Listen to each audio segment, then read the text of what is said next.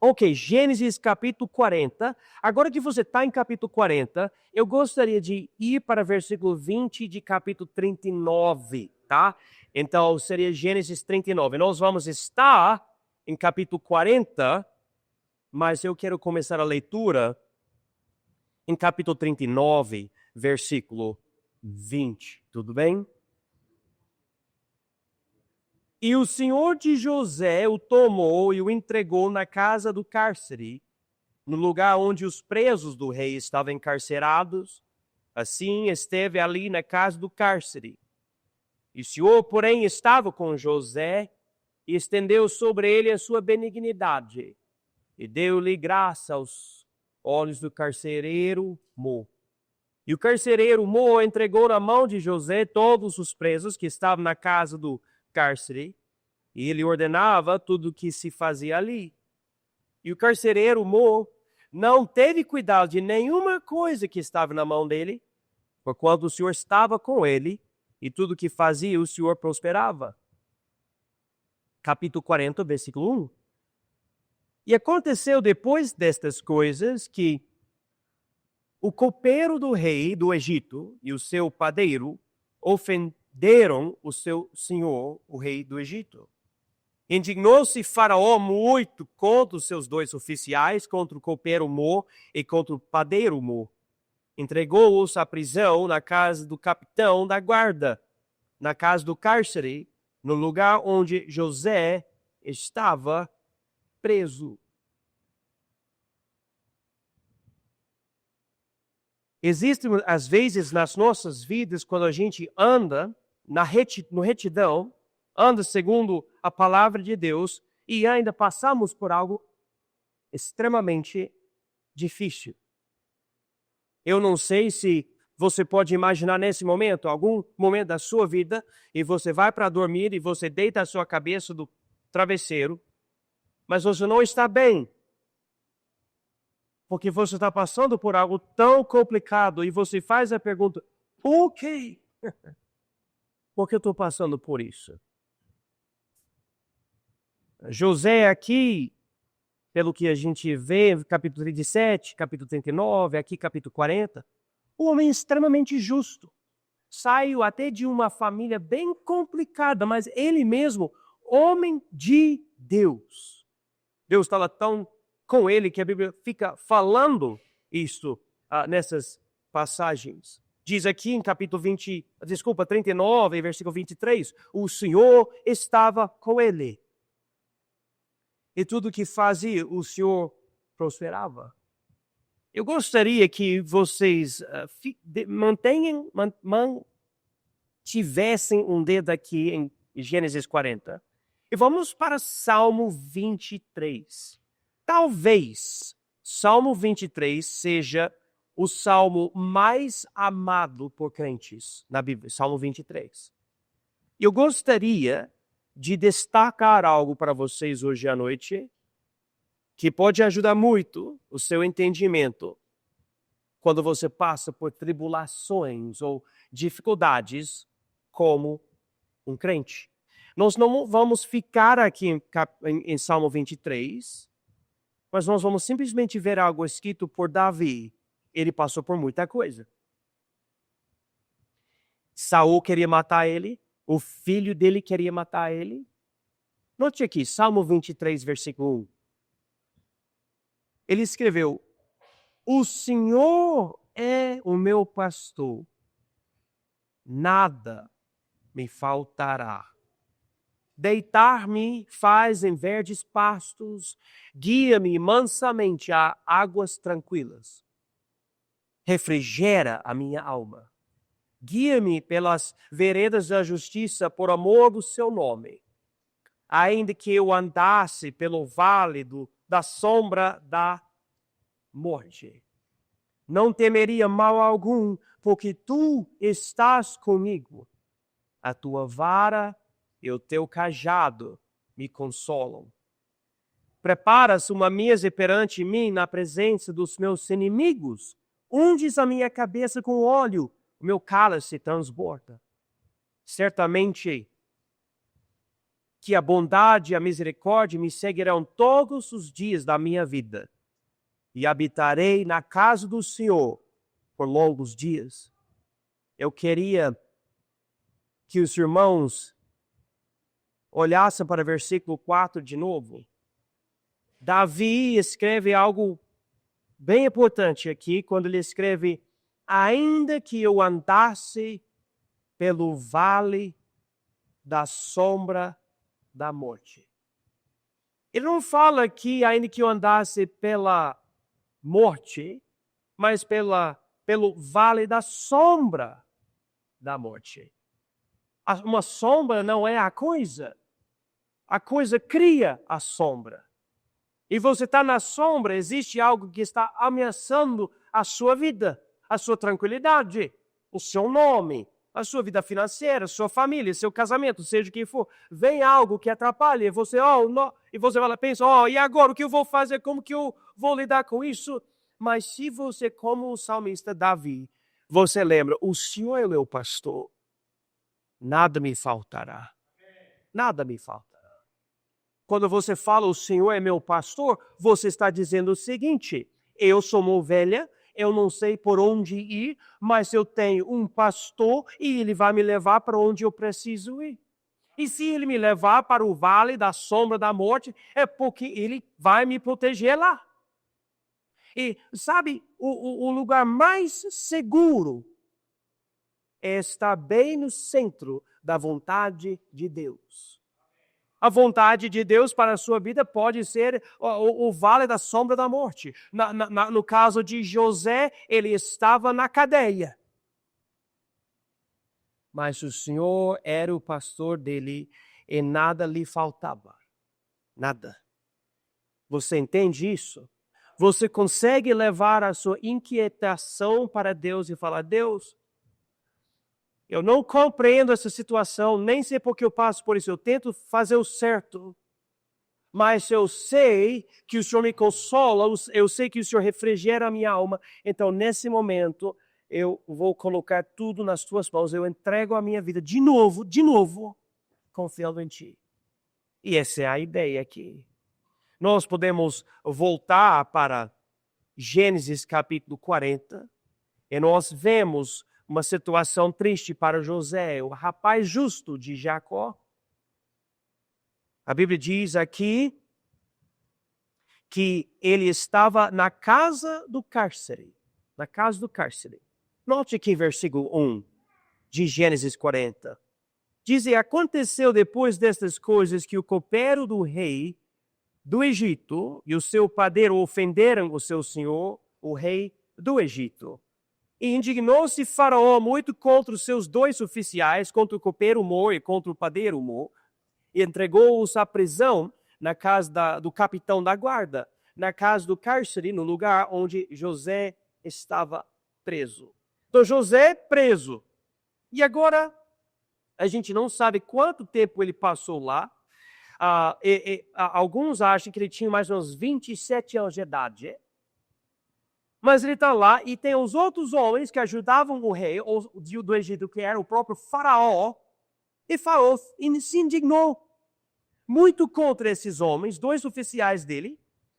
Um era o copeiro do rei e outro era o padeiro Mo. Então, versículo 2 aqui diz copeiro Mo e padeiro Mo. Eu não sei se vocês hoje em dia entendem o significado dessas três letras Mo, copeiro Mo, padeiro Mo. Vocês entendem essa palavra? Quer dizer, o principal. Tinha copeiros, existe o copeiro Mo. Tinha vários padeiros, mas o padeiro Mo. Esses eram o chefe, exatamente. Então, esses aqui eram os principais. O copeiro, em muitos impérios, ele era o homem que ele tinha o copo do rei com o que o rei bebia. E, em muitos casos, a gente não tem certeza sobre o Egito, mas muitas vezes, para proteger o rei, o copeiro tinha o copo do rei e, antes de passar para o rei, ele bebia do mesmo copo, caso tivesse veneno para matar o rei. Ele era o copeiro. Agora, o padeiro, ele preparava vários tipos de comidas para o rei. E alguma coisa aconteceu. Não é importante para a história, porque a Bíblia não fala o que é que aconteceu. Mas esses dois homens foram presos por causa da indignação de Faraó. E agora você vai ver na casa do cárcere, José, homem inocente e justo, com mais dois homens, que eram malfatores diante do rei. Eles tinham cometido alguma coisa. E agora, quando você vê isso não faz você lembrar de Jesus, quando ele estava na cruz, e ao lado tinha um malfeitor, a gente não sabe o que ele fez, mas ele estava ali, outro malfeitor, mesma coisa. A Bíblia nos ensina que Jesus está em toda a página da Bíblia, até esses livros antigos, escritos muitos anos antes até do nascimento de Jesus, falam sobre Jesus. Jesus até pregava isso para o povo. Você vai me achar em Gênesis, Êxodo, Levíticos, Números e Deuteronômio. E vai aqui novamente, seguindo a vida de José, nós vemos um homem inocente preso com mais dois homens, como Jesus, inocente, crucificado ao lado de dois malfeitores. A Bíblia diz, em Lucas capítulo 23, versículos 32 e 33, aqui falando da história de Jesus, e também conduziram outros dois que eram malfeitores para com ele serem mortos. E quando chegaram ao lugar chamado a Caveira, ali o crucificaram, e aos malfeitores, um à direita e outro à esquerda. Então, quando você lê esse livro aqui, esse livro de Gênesis e a história de José, você sabe que Deus sabia de tudo isto, já estava pensando em Jesus Cristo, o Filho dele, crucificado por nós. Agora, vamos chegar a ver o que aconteceu na prisão, nessa casa do cárcere. Versículo 4 de Gênesis 40. E o capitão da guarda pô-los à carga de José para que os servisse e estiverem muitos dias na prisão. E ambos tiveram um sonho, cada um seu sonho, na mesma noite, cada um conforme a interpretação do seu sonho. O copeiro e o padeiro do rei do Egito, que estavam presos na casa do cárcere. E veio José a eles pela manhã, e olhou para eles e viu que estavam perturbados. Então perguntou aos oficiais de Faraó, que com ele estavam no cárcere da casa do seu senhor, dizendo, por que estão hoje tristes os vossos semblantes? Então a gente vê o que aconteceu aqui, é o que aconteceu na casa de Potifar e o que aconteceu na casa de Jacó. José se tornou o filho favorito de Jacó. Ele foi vendido como escravo, chegou na casa de Potifar e se tornou o servo dos servos. Inclusive, Potifar falou para ele, você toma conta de tudo aqui. Eu não quero saber de nada. Você é tão confiável, eu vou confiar tudo para você. Agora, ele está na cadeia, ele está na casa do cárcere e ele se age tão bem e é tão próspero que lá ele acaba recebendo a responsabilidade de basicamente tudo de novo. Deus abençoando, como Deus abençoava o filho dele, porque Jesus também era ungido e o sem pecado. E aqui com esses três homens, José e o copeiro mor e o padeiro mor, algo aconteceu. Dois homens, esses dois homens que estavam com José, tiveram sonhos. Quando eu cheguei aqui em Ouro Preto, eu ouvia muito uma pergunta que eu não ouvia muito em São Paulo antes de vir para cá. Muito ouropretense me perguntava, pastor, o senhor crê em sonhos? O senhor crê em sonhos? Eu não sei quantas vezes eu ouvi isso. O senhor crê em sonhos? Quando eu como algo meio esquisito, eu tenho sonhos esquisitos também. Acontece, né? Mas eu sei que não é isso que a pessoa quer saber, né? A pessoa quer saber se é possível uma pessoa ter um sonho dado por Deus, ou por um anjo, ou por um espírito, ou por alguma coisa que revela algo sobre o futuro, algo assim. Agora, quando eu leio a história da igreja e quando eu converso com vários pastores que eu conheço e a minha própria vida, o que eu posso dizer é o seguinte para vocês. Deus é capaz de dar um sonho que dá uma revelação. Ele é muito capaz. E às vezes você pode ter algo acontecer no seu sonho que chama muita atenção você. Isso já aconteceu na minha vida. Mas uma coisa que é muito perigosa é pegar histórias como essa como base para dizer que qualquer sonho vai ter algum significado. Esses dois homens não ficaram perturbados por causa de todos os sonhos que eles tinham. Os dois tinham um sonho semelhante ao mesmo tempo, com detalhes específicos. Eles ficaram perturbados. Tem que ter alguma interpretação. Isso não é normal. Quando existe um sonho com revelação, é um sonho não normal. E outra coisa, quando é um sonho na Bíblia, é um momento crítico da história do mundo, com uma pessoa extremamente especial, escolhida naquele momento para algo extremamente importante. No caso, esses dois homens com José. Outra coisa, irmãos, que é muito importante entender. Nós já temos a Bíblia. Vocês estão me ouvindo? Quando alguém fica procurando revelação, profecia, sonho, etc., mas não lê a Bíblia, tem algo errado. Deus disse, em 2 Timóteo capítulo 3, inclusive, deixe-me mostrar para vocês rapidinho essa passagem. Mantendo um dedo aqui em Gênesis, vamos para 2 Timóteo capítulo 3 e ver o que a Bíblia fala sobre si, ok? 2 Timóteo 3, versículos 16 e 17. Toda a Escritura é divinamente inspirada e proveitosa para ensinar, para repreender, para corrigir, para instruir em justiça, para que o homem de Deus seja perfeito e perfeitamente instruído para toda a boa obra. Então aqui, versículo 16, ele fala a palavra toda a Escritura, toda. Então esse livro aqui que a gente tem, daí em versículo 17 ele fala para que o homem de Deus seja perfeito, não quase perfeito, mas perfeito. Ele fala aqui e perfeitamente instruído, não quase instruído, mas perfeitamente instruído. E não para algumas boas obras, ele fala aqui para toda a boa obra. Em outras palavras, a Bíblia em si é suficiente. Eu não vou dizer que Deus não pode dar um sonho especial. Eu nunca vou falar isso, porque eu acredito que um Deus que faz milagres. Ao mesmo tempo, eu aprendi que o problema da igreja não é falta de sonhos, é falta de conhecimento da palavra de Deus. Esse é o problema. E lembra, vamos voltar para Gênesis 40. José, na época, nem tinha o livro de Gênesis. Ele não tinha. Então Deus mandava profetas, Deus dava visões, Deus dava sonhos, várias coisas acontecendo assim. Mas hoje em dia é muito diferente. Nós temos a revelação completa de Deus, da palavra de Deus, a Bíblia. Vamos passar mais tempo na Bíblia. Mas dizendo tudo isso, ainda esse sonho é muito interessante. Vamos ver o que a nossa Bíblia fala sobre essa situação.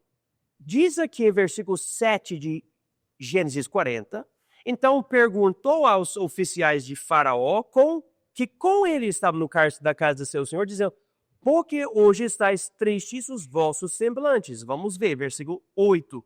E eles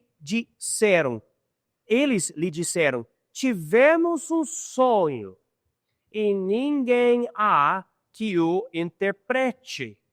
E José disse-lhes, não são de Deus as interpretações, contai-me, peço-vos. Em outras palavras, José está dizendo, eu sou de Deus, eu venho de uma família de Deus, Deus nos escolheu a nossa família, e se você contar a história para mim, existe a possibilidade de eu falar para você a interpretação do sonho, porque Deus pode me revelar isso. Outra coisa, a gente sabe, em capítulo 37, Deus já deu 2 sonhos para José, que ele ia ser o rei um dia sobre a família dele. Então, com essa base, ele fala, eu posso fazer isso, que faz me lembrar novamente de Jesus, porque a Bíblia fala sobre Jesus em 1 Timóteo 2,5, porque há um só Deus e um só mediador entre Deus e os homens, Jesus Cristo, homem, mediador. Jesus é o nosso mediador.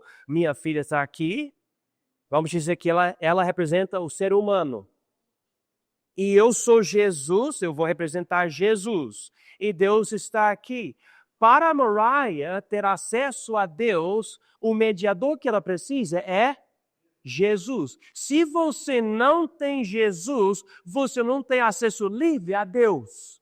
É pelo sangue que Jesus derramou que Deus pode receber sua oração com alegria. Sem Jesus, se você não é salvo, a ira de Deus habita sobre você. É isso que a Bíblia fala. Aqui nesse caso aqui, esse copeiro mor, esse padeiro mor, os dois tinham sonhos, mas não tinham acesso a Deus para saber qual é a interpretação. Mas José tinha. Então ele falou, como mediador, fala para mim, eu ajudo, né? Quando a gente ora, a gente fala no fim da oração, em nome de Jesus. Porque eu não posso ir para Deus porque eu sou alguma coisa, mas em nome de Jesus eu posso. Que ele morreu por mim. Então o que acontece? Versículo 9. Então contou o copeiro moro o seu sonho a José e disse-lhe, eis que em meu sonho havia uma vide diante da minha face. E na vide 3 ramos, e brotando ela, a sua flor saía, e os seus cachos amadureciam em uvas. E o copo de Faraó estava na minha mão, e eu tomava as uvas e as espremia no copo de Faraó, e dava o coco na mão de Faraó. Então a gente vê alguns detalhes aqui. Esse homem viu diante dele essa vide, né, que vai produzir uvas, e vai produzir uvas sozinha. Quando você planta algo, você pode jogar água ali, esperar o sol, mas para brotar você não faz nada. É o milagre de Deus, não é? É incrível até quando você imagina uma semente, joga no chão, passa uns dias e já tem algo saindo. Como? Eu não tenho a mínima ideia. Você sabe que você pode guardar uma semente por anos e depois coloca no chão e pum, aparece algo. Como? Em Israel, eles acharam umas sementes antigas, tipo da época de Jesus, e eles plantaram e brotou uma árvore que tem um fruto antigo que é geneticamente diferente do que o fruto de hoje em dia. É incrível, né? Porque a semente é basicamente algo morto, né? Você não precisa fazer nada, está ali. Mas há uma ressurreição, nova vida naquela árvore. E aqui, esse homem, ele vê isso nascer e vê 3 ramos, e ramo é uma palavra mais antiga. Hoje em dia a gente fala galhos, né? Mas tinha 3 galhos, cada um nascendo assim, ou brotando da vide. Novamente, o homem não fazendo nada. E os cachos amadureciam em uvas. E daí, esse homem, ele toma as uvas e ele espreme as uvas, e no copo de Faraó, ele dá o copo na mão de Faraó. Esse era o sonho dele, que perturbou muito ele. E por que esse sonho perturbou tanto ele? Porque o outro cara, o padeiro mor, tinha um sonho muito semelhante, diferente, mas semelhante. Ao mesmo tempo, na mesma noite, eles acordaram. Eu tinha um sonho, eu também, o que aconteceu? Isso. Você não vai acreditar, porque isso aconteceu no meu sonho. Sério? Que Deus está falando conosco? Quais são os espíritos que estão falando para nós? Quais espíritos estão falando conosco? Eles não tinham Deus como José tinha. Muitas dúvidas. Quem sabe a gente pode especular sobre a conversa, imaginar a conversa, mas a Bíblia diz aqui que eles estavam perturbados. Versículo 12. Então disse-lhe José, esta é a sua interpretação. Os 3 ramos, ou galhos, são 3 dias. Dentro ainda de 3 dias, Faraó levantará a tua cabeça. e te restaurará ao teu estado e darás o corpo de Faraó na sua mão, conforme o costume antigo, quando eras seu copeiro. Agora, então, ele dá a explicação e dá a interpretação. Os 3 ramos são 3 dias. Ele fala que Faraó vai restaurar você para o seu estado antigo, que é interessante porque Jesus ressuscitou após quantos dias? 3 dias, né? A Bíblia diz em 1 Coríntios 15, 3 e 4, porque primeiramente vos entreguei o que também recebi, que Cristo morreu por nós, os pecados, segundo as Escrituras, e que foi sepultado e que ressuscitou ao 3º dia, segundo as Escrituras. E versículo 13 tem a palavra restaurar, ou restaurará, que é a ideia da ressurreição. E é interessante ver tudo isso. Note que versículo 14 diz aqui, porém, José ainda falando, porém, lembra-te de mim quando te for bem, e rogo-te que uses comigo de compaixão e que faças menção de mim a Faraó e faz-me sair desta casa. Porque, de fato, foi roubado da terra dos hebreus e tampouco aqui nada tenho feito para que me pusessem nesta cova. Isso chamou minha atenção hoje. Porque aqui José fala para o copeiro, lembra-te de mim. Lembra quando Jesus estava na cruz e tinha os 2 malfeitores? E o que um dos malfeitores falou para ele? Lembra-te de mim. Diz em Lucas 23, 42. E disse a Jesus, Senhor, lembra-te de mim quando vieres em teu reino. Eu acho incrível isso. Ver as mesmas palavras. Agora, essa vez em Gênesis, essas palavras são direcionadas de José para o copeiro. E em Lucas, as palavras são direcionadas do malfeitor para Jesus. Mas mesmo assim, você vê algo similar. E aqui José fala, eu interpretei bem esse seu sonho. Então lembra-te de mim, por favor, quando você voltar para o seu lugar, é só 3 dias, e faz menção de mim para Faraó, para que eu possa sair daqui, que eu não fiz nada de errado, eu fui roubado, né? E eu não devo estar nessa cova.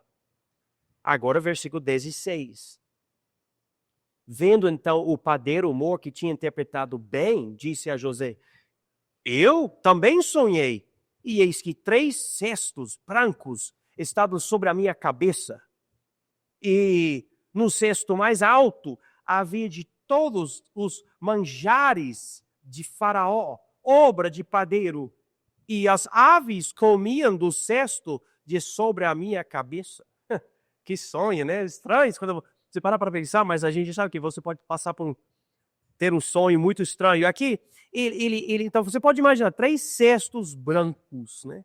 Interessante que ele usa a palavra branco, né? 3 cestos brancos. Só que, em vez de dar esses manjares ou obras assadas, obras de ser humano para Faraó, ele não consegue, porque no cesto mais alto que vem aves, e as aves comem a comida de lá em cima.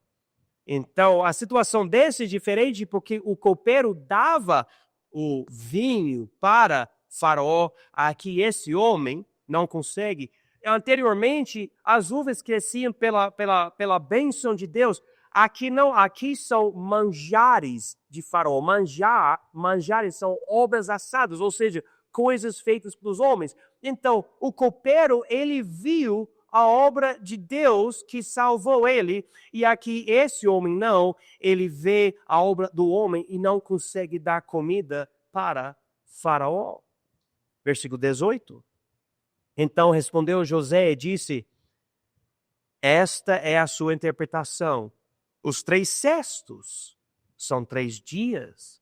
Dentro ainda de 3 dias, Faraó tirará a tua cabeça e te pendurará num pau, e as aves comerão a tua carne de sobre ti. Que situação, né? Que interpretação diferente. Mas quando eu comparo isso, vocês lembram quando Jesus foi crucificado ao lado de dois malfeitores? Um malfeitor, para onde ele foi? Ele foi para o inferno. Ele não recebeu Jesus, ele zombava de Jesus. E outro malfeitor, do outro lado de Jesus, o que ele fez? Ele clamou a Jesus: lembre-te de mim quando vieres ao teu reino. E esse homem, ele foi para o paraíso. Jesus falou para ele: hoje estarás tu comigo no paraíso. Um homem, a gente vê um homem com obras, outro homem com fé. Deixa-me até ler a passagem aqui, Efésios 2, 8 a 10. Porque pela graça sois salvos por meio da fé. E isso não vem de vós, é dom de Deus. Não vem das obras para que ninguém se glorie. Porque somos feitura sua, criados em Cristo Jesus, para as boas obras, as quais Deus preparou para que andássemos nelas. Então, nesses dois sonhos, você vê um homem, esse homem que tinha as uvas, tudo feito por Deus, e ele foi salvo. O outro homem, esses manjares ou coisas feitas pelos homens, ele não foi salvo. A gente vê as duas coisas nos dois homens, e a Bíblia nos ensina que a salvação é pela graça, por meio da fé, e não pelas obras, para que ninguém se glorie. A gente vê essa coisa exata bem aqui nesta história.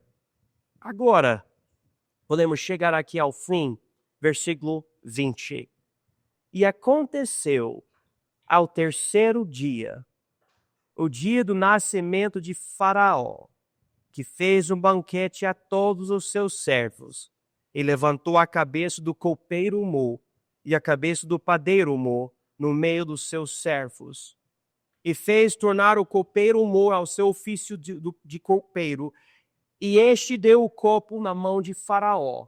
Mas ao padeiro Mo enforcou, como José havia interpretado. O copeiro Mo, porém, não se lembrou de José, antes se esqueceu dele. A gente vê o homem aqui enforcado, pendurado. A Bíblia sabe que Jesus também foi pendurado, e os dois ao lado dele. A Bíblia diz em Atos 5,30, o Deus de nossos pais ressuscitou a Jesus, ao qual vós matastes, suspendendo-o no madeiro. Mais uma vez, o tipo de Cristo manifesto aqui. E eu quero terminar, irmãos, hoje à noite com o versículo 23, aqui em Gênesis 40. Diz aqui que o copeiro Mo, porém, não se lembrou de José, antes se esqueceu dele. E quando você vê isso, é triste.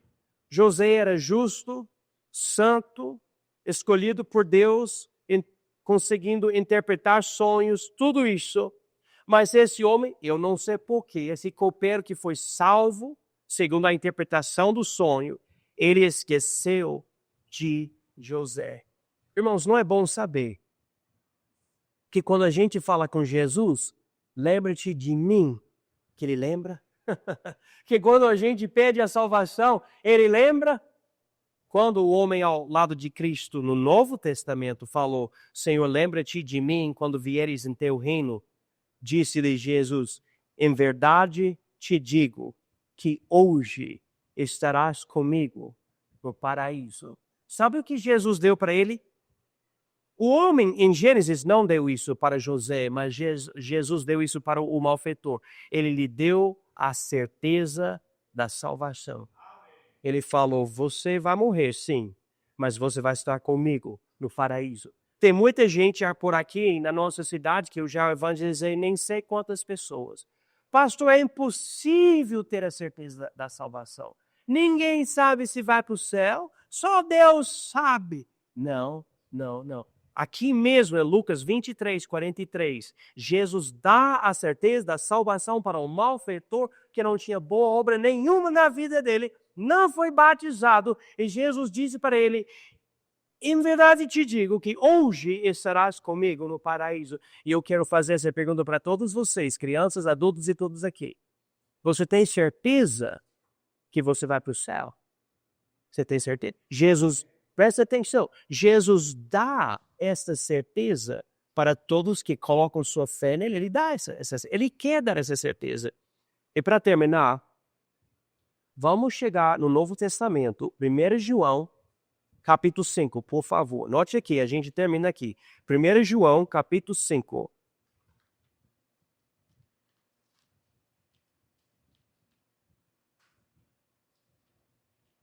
E eu quero mostrar que a Bíblia deixa bem claro, é possível e devemos ter a certeza da nossa salvação. 1 João 5, versículo 13, diz: estas coisas vos escrevi, os que credes no nome do Filho de Deus, para que saibais que tendes a vida eterna, para que creiais no nome do Filho de Deus. Eu sei que nesse versículo algumas palavras mais antigas, a palavra credes, a palavra saibais, a palavra tendes, a palavra creiais. Mas eu espero que vocês estejam entendendo. É como se estivesse falando aqui, estas coisas você escreveu, vocês que creem no nome do Filho de Deus, para que saibam que têm a vida eterna, para que creiam no nome do Filho de Deus. É isso. Né? Ele está dizendo aqui, eu escrevi o livro de 1 João para você, para que você pudesse saber. Saber é ter certeza. Eu tenho a vida eterna, então você tem a certeza da sua salvação. E esse copeiro mor não conseguiu lembrar de José, mas Jesus disse para o malfeitor, você que é pecaminoso e tudo, mas eu vou lembrar de você, eu vou fazer mais do que lembrar de você, eu vou levar você comigo para o paraíso. É isso que aconteceu naquele dia, porque os dois morreram. E ele foi com Jesus para o paraíso. E a gente sabe que Jesus deu a certeza para ele. E Deus pode dar a certeza da salvação para você também. Vamos abaixar nossas cabeças, por favor. Fechar os nossos olhos. Que história interessante hoje à noite. 2 sonhos. 2 homens. 2 destinos. E tudo isso apontando para a realidade da salvação em Jesus Cristo. Um homem, um sonho, falava sobre obras humanas. Ele não foi salvo. Outro homem, o sonho apontava para o sangue de Jesus, o vinho que vem nas uvas. Obra de Deus. E ele foi salvo. Quem é você? Você é a pessoa que vai para o céu, salvo por Deus? Ou você é a pessoa que não vai para o céu? Pensa nisso. Adultos, jovens, crianças, vocês todos devem saber que o dia da nossa morte pode chegar a qualquer momento. E não é para brincar com a nossa alma e onde a gente vai depois de morrer. Para ir para o céu, você tem que ser salvo. Salvo dos seus pecados. Salvo completamente. Deixe-me falar também para vocês que são salvos. Você pode passar pelo vale da sombra da morte, mas preste atenção, Jesus é o nosso pastor.